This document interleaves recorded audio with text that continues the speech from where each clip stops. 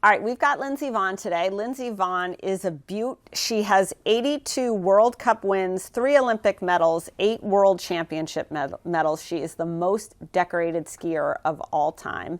I think she is a total babe. I cannot imagine hurling myself down basically a sheet of ice trying to like whip through a bunch of flags. That woman did that for many, many, many years. She's now written a memoir called Rise, My Story. It gives a behind the scenes look at her life. It talks about her time on the slopes.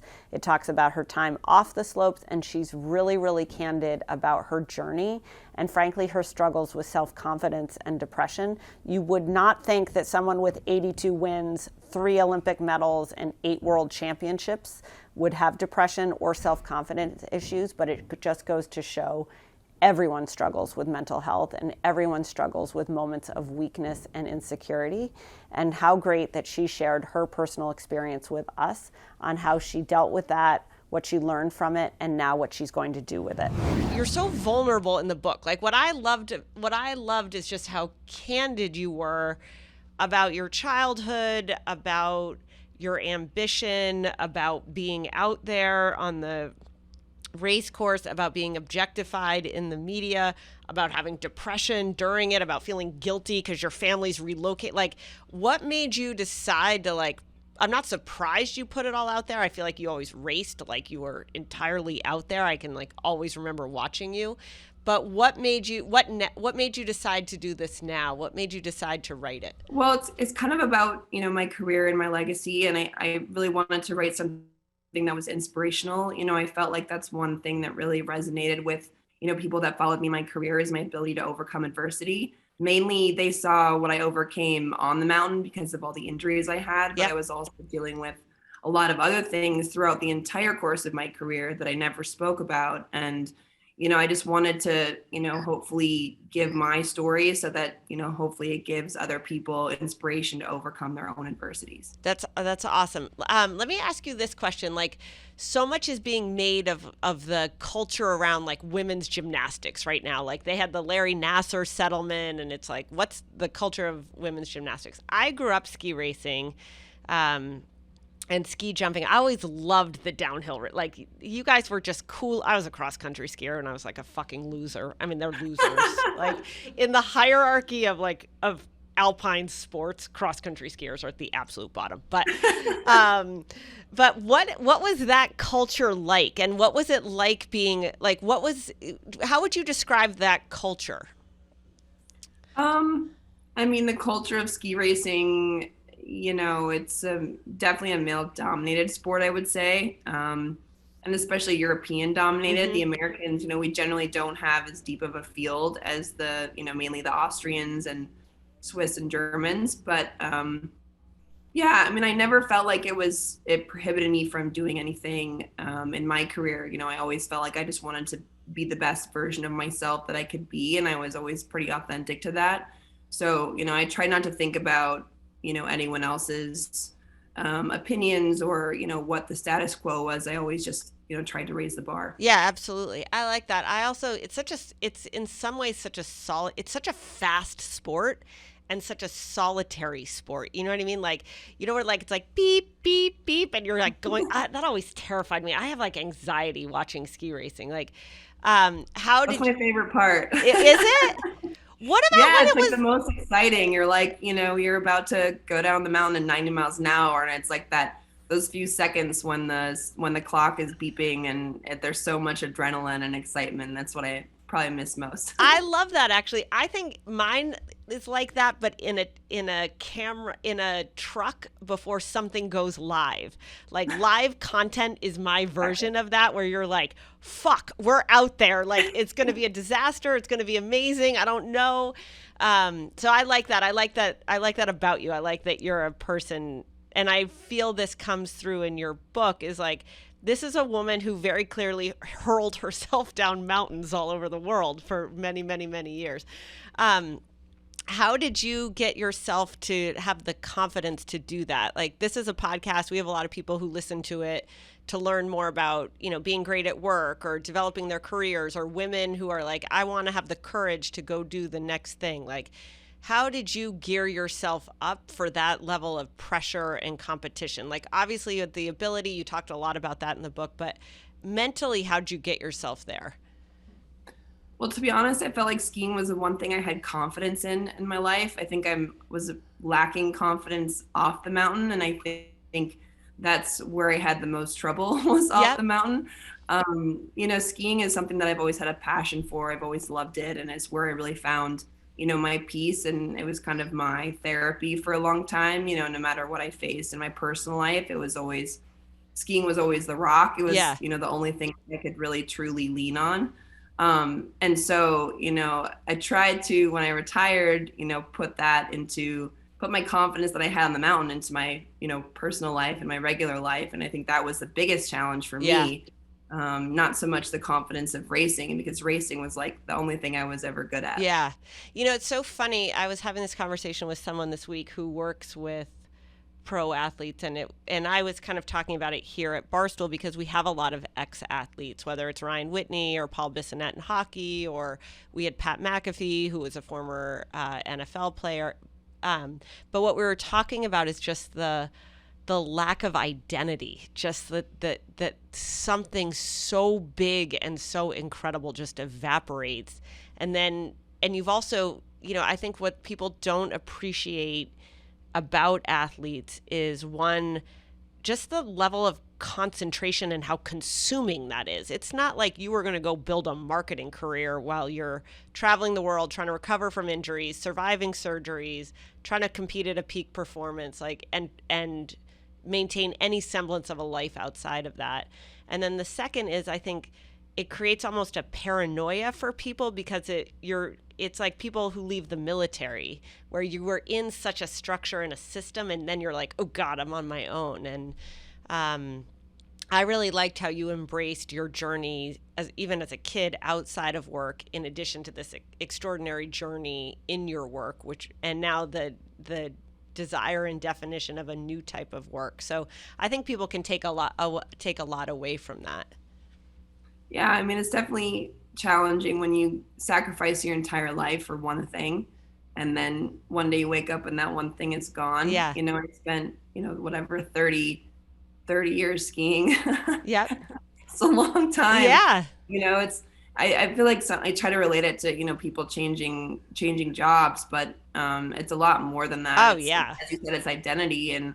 And as much as I had prepared and, I'd always planned one day I would retire, as my dad always told me that an athlete's life is very short and you always have to be ready. But still, it wasn't an easy transition. But I'm lucky that I had a good support system and a lot of good friends and family. So. Yeah. If you were to look back at your transition, so, then it's January and everyone's like New Year's resolutions. I'm going to get a new job. I'm going to do a new thing.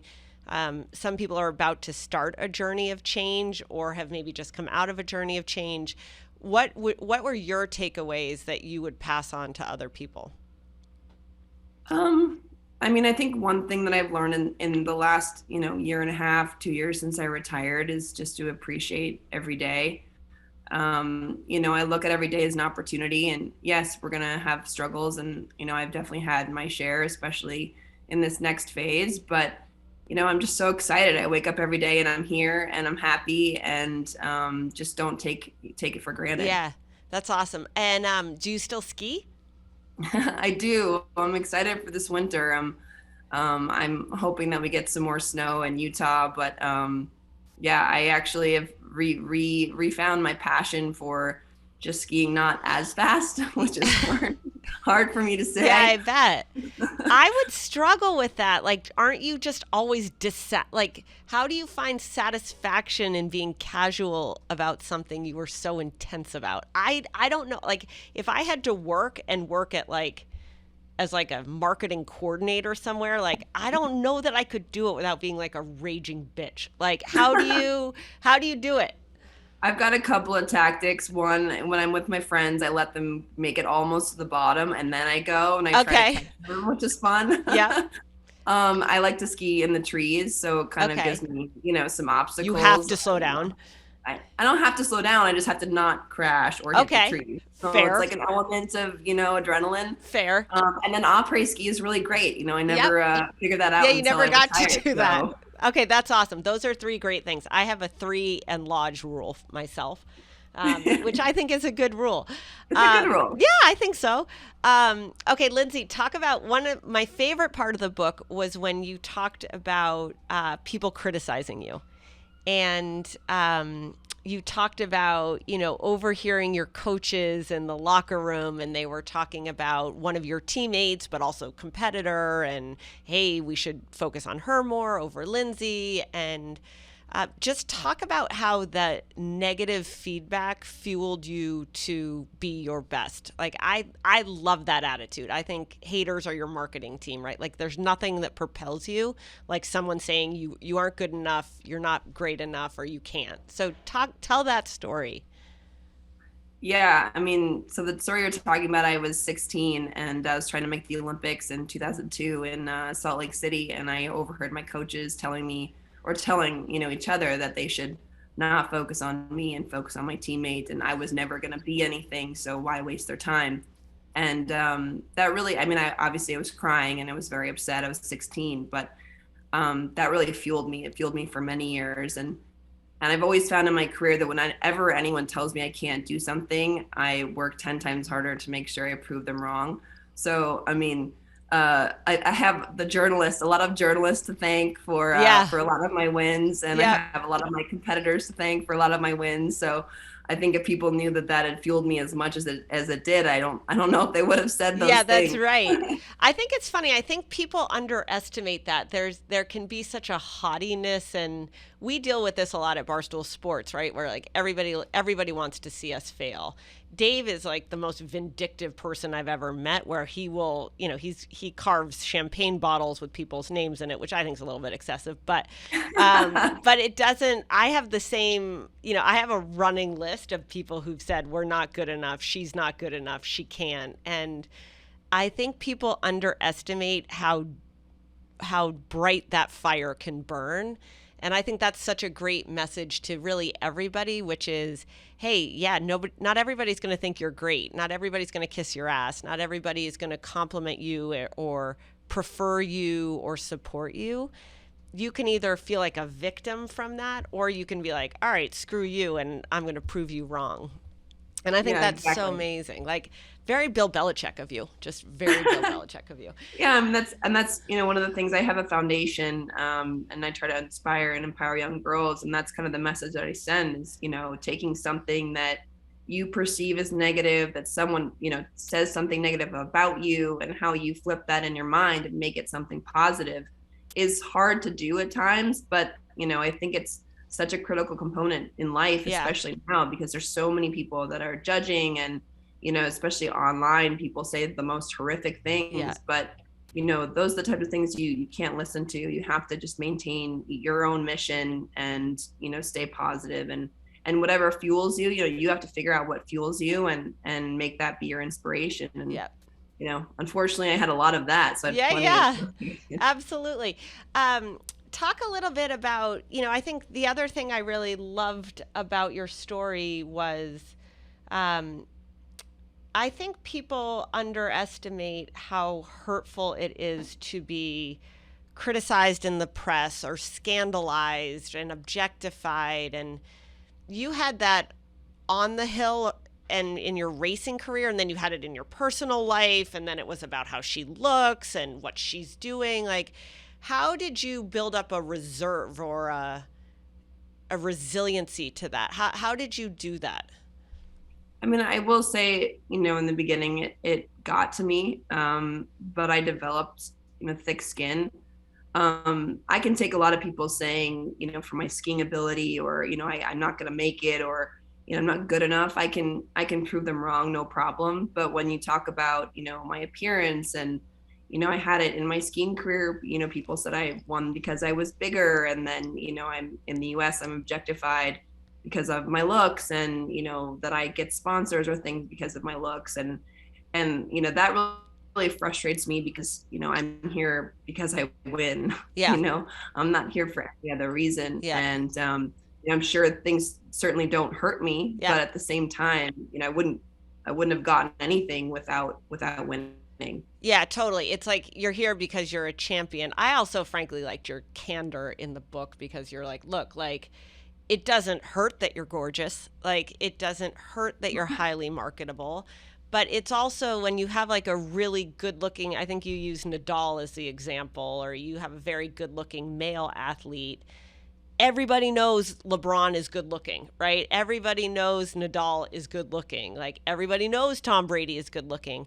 The looks don't become part of it's just known versus with women, it's so much, it's stated and it's almost used to undermine the success. And I appreciated that you talked about that. To your point and what I said in the book, it's like, Nadal takes his shirt off and, no one says, oh, he's, getting this new watch deal because, of his abs. No one's saying that. So, it's definitely different for women, but I just look at it as I'm authentically myself, and I do the best I can. I won a lot of races, and now I'm a businesswoman, and you can look at me however you want, but at the end of the day, my brains and my skill will be the determining factor, not the way I look and not the way you objectify me. Yeah, and your definition of success is going to be yours and yours alone, and how you get to it will be in a way that you think is right, and like,